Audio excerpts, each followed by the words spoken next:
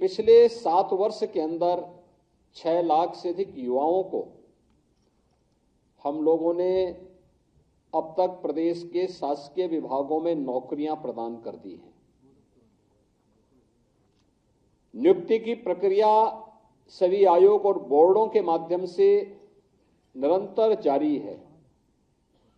एक तरफ सरकारी विभागों में पूरी शुचिता और पारदर्शिता पूर्ण तरीके से नियुक्ति की प्रक्रिया को संपन्न किया जा रहा है, वहीं प्रदेश के अंदर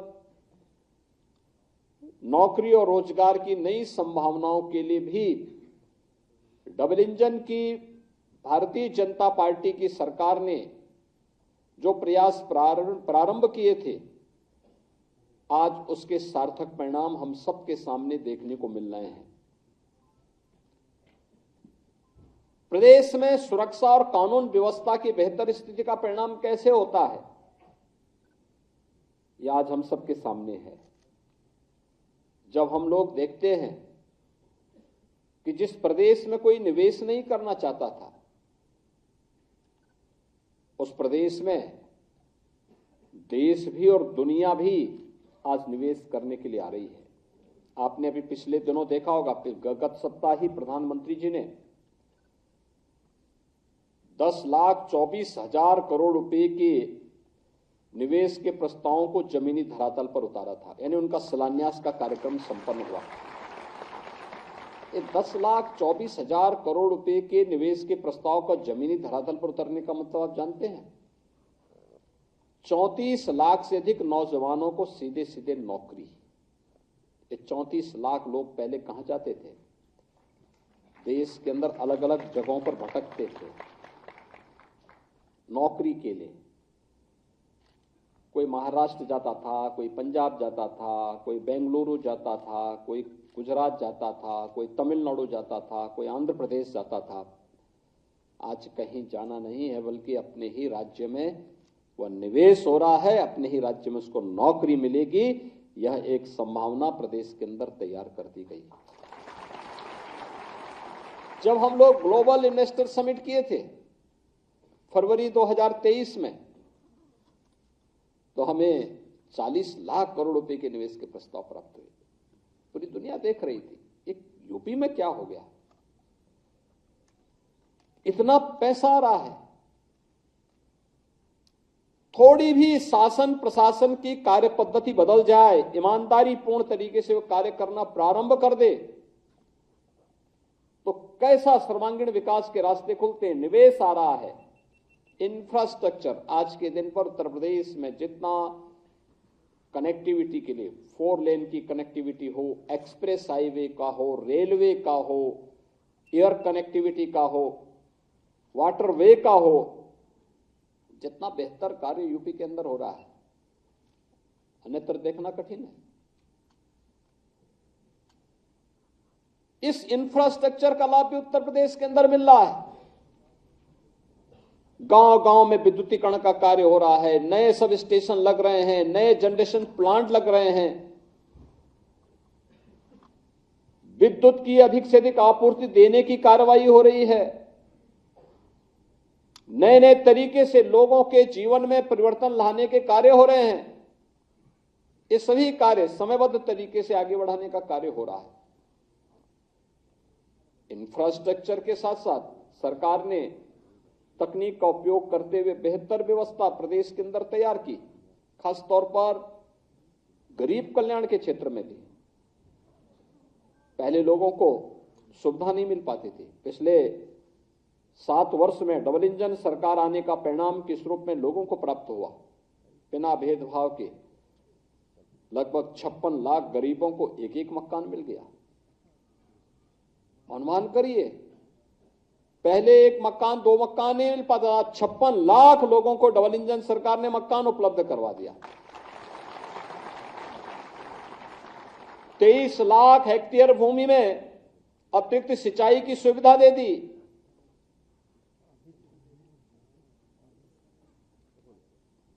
एक 1,21,000 गांव, जहां पे आजादी के बाद क्या, आजादी के पहले या आजादी के बाद कभी बिजली नहीं पहुंची थी, उन गांव में बिजली पहुंचा दी और 1,58,00,000 परिवारों को बिजली के फ्री के कनेक्शन भी उपलब्ध करवा दिए गए।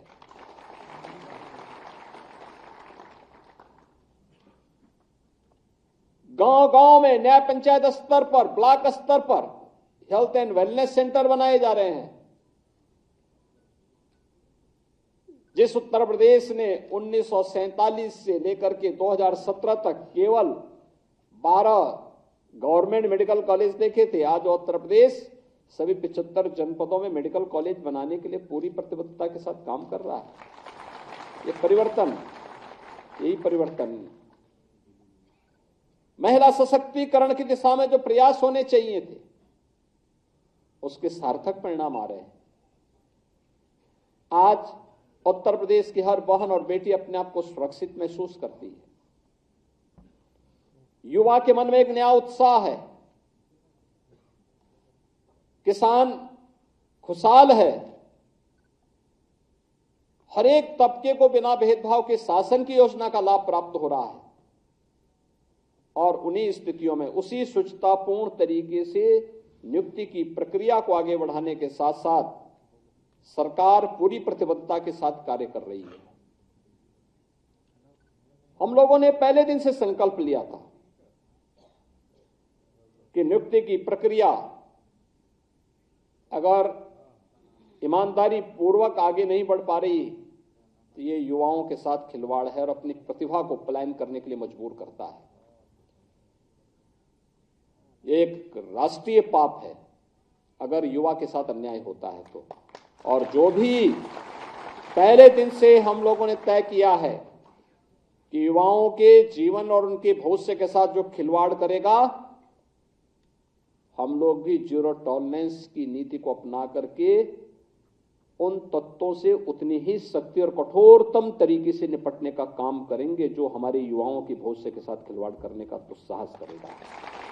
और सरकार ने जो कार्रवाई प्रारंभ की है, प्रारंभ में भी की थी, अब फिर एक बार और कार्रवाई हम लोग करने जा रहे हैं ऐसे लोगों को खिलाफ।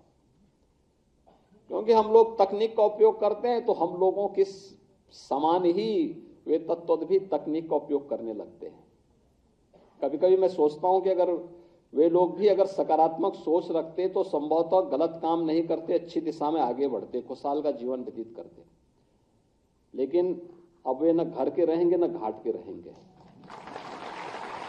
क्योंकि अब तो सरकार जब अपनी कार्रवाई कर रही है तो बहुत बड़ी कार्रवाई हम लोग ऐसे तत्वों के खिलाफ करेंगे जो युवाओं के भविष्य के साथ खिलवाड़ करेंगे।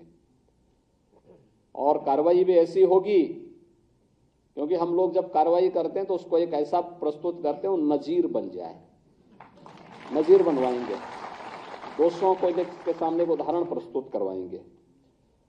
आज मुझे प्रसन्नता है कि सचिवालय जो प्रशासनिक सुधार विभाग के निरीक्षक में 9 लोगों को, आयुष विभाग में आयुर्वेद के हमारे चिकित्सा अधिकारी के रूप में 360 चिकित्सकों को,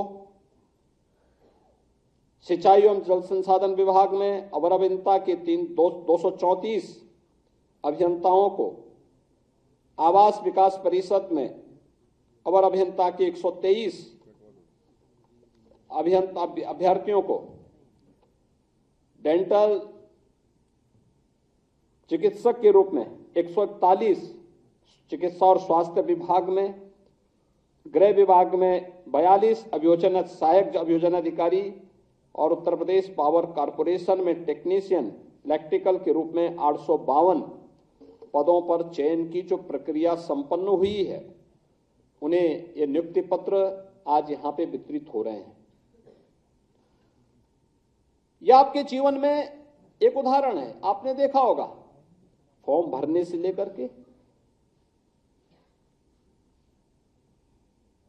परीक्षा की पूरी प्रणाली तक और नियुक्ति पत्र प्राप्त होने के उपरांत अब आपको नियुक्ति पत्र वितरण के साथ आप जब अपने तैनाती वाले स्थल पर जाएंगे, कहीं भी आपको सिफारिश की नौबत नहीं आई होगी। और सरकार की मंशा भी है कि कहीं भी कोई सिफारिश की आवश्यकता न पड़े, व्यक्ति कार्य करे, ईमानदारी पूर्वक अपनी जिम्मेदारियों का निर्वहन करे और फिर रिजल्ट पर फोकस करें। शासन की जो मंशा है वह प्रदेश और देश का विकास है। शासन की मंशा है गरीबों के प्रति हम जितने संवेदनशील हों उतनी ही जवाबदेही और जिम्मेदारी के साथ हम अपने कर्तव्यों के साथ का निर्वहन करते हुए राज्य को प्रधानमंत्री जी के संकल्पों के अनुरूप विकसित भारत की परिकल्पना को साकार करने के लिए एक विकसित उत्तर प्रदेश बनाने की दिशा में हम सबको प्रयास करना होगा। और यही सरकार आपसे अपेक्षा रखती है कि जब बिना भेदभाव के नियुक्ति आपको प्राप्त हो रही है, बिना किसी सिफारिश के आपको इस सारी प्रक्रिया के साथ गुजरते हुए आज नियुक्ति पत्र प्राप्त हो रहा है, तो इसी लगन और ईमानदारी के साथ आप भी परिणाम देकर के राज्य के विकास में सहभागी बने। विकसित भारत की परिकल्पना को साकार करने के लिए विकसित उत्तर प्रदेश बनाना पड़ेगा। और विकसित उत्तर प्रदेश केवल शासन में बैठे हुए लोग नहीं तैयार करेंगे, हर व्यक्ति को अपने अपने नागरिक कर्तव्यों के साथ जुड़ना पड़ेगा। हर व्यक्ति अपने कर्तव्यों के साथ जब जुड़ेगा उसके परिणाम भी हम सबके सामने उसी रूप में आएंगे। और यह हम सबको ध्यान में रखकर काम करना होगा। आप ईमानदारी के साथ समय पे अपने कार्यालय जाना, पूरे समय तक वहां रह करके जिम्मेदारियों का निर्वहन करना, फाइल कोई डंप नहीं पड़ी रहनी चाहिए। अगर आप प्रतिदिन के कार्य को समय पूर्व उसको वहां पे संपन्न करके आगे बढ़ेंगे तो आपके पास जानकारी, विभागीय जानकारी भी होगी, आपका उससे विभागीय जानकारी से नॉलेज भी होगा, अलग अलग क्षेत्र में जाने के बारे में वहां की जानकारियां भी मिलेंगी और साथ साथ अपने कार्य से संतुष्टि भी होगी। अक्सर होता है जब व्यक्ति के पास कार्य लगातार ढेर जमता है और समय पे उसका निस्तारण नहीं कर पाता है, तो वही बाद में फिर उसको ये बना देता है कि साहब कैसे करूं, फिर वह धीरे धीरे करके ट्रैक से उतर जाता है और फिर वहीं से जिस एक व्यक्ति को अपने कैरियर में 30-35 वर्ष तक अपनी सेवाएं देनी है और एक बहुत अच्छे कैरियर के साथ जो व्यक्ति आगे बढ़ सकता है, और समय ही उस व्यक्ति को सर्विस से बाहर होना पड़ता है। सरकार की अनुशासनात्मक कार्रवाई का सामना करने के लिए उसको मजबूर होना पड़ता है, फिर नौकरी से हाथ धोना पड़ता है। आज आपको नियुक्ति पत्र प्राप्त हो रहा है, आप अपने माता पिता, अपने अभिभावकों और अपने परिवार के, अपने उन सभी मित्रों और शुभचिंतकों की भावनाओं के अनुरूप आज आप नियुक्ति पत्र प्राप्त कर रहे हैं। आपकी भी मिशन यही होना चाहिए कि अब मुझे नियुक्ति पत्र प्राप्त हो गया है, आपने एक पड़ाव पूरा किया। ये मंजिल नहीं है आपकी, ये तो एक पड़ाव पूरा किया, जीवन का एक पड़ाव। आपका लक्ष्य था कि मैं अच्छी पढ़ाई करने के बाद एक पद पर जाऊं, मुझे पैर रखने की एक जगह मिले और वहां पर अब आपको सर्वश्रेष्ठ प्रदर्शन करने के लिए अपने आप को तैयार करना। जितना अच्छा आप मेहनत कर सकते हैं, जितना परिश्रम कर सकते हैं, और ये पहले 10 वर्ष के अंदर आप याद करना, पहले 10 वर्ष के अंदर जितनी मेहनत आप कर पाएंगे उस विभाग की हर अच्छाई के बारे में, उसके प्रदर्शन के बारे में और उसके भविष्य के एक रोड मैप को भी प्रस्तुत करने का आपके पास एक खाका आपके सामने होगा।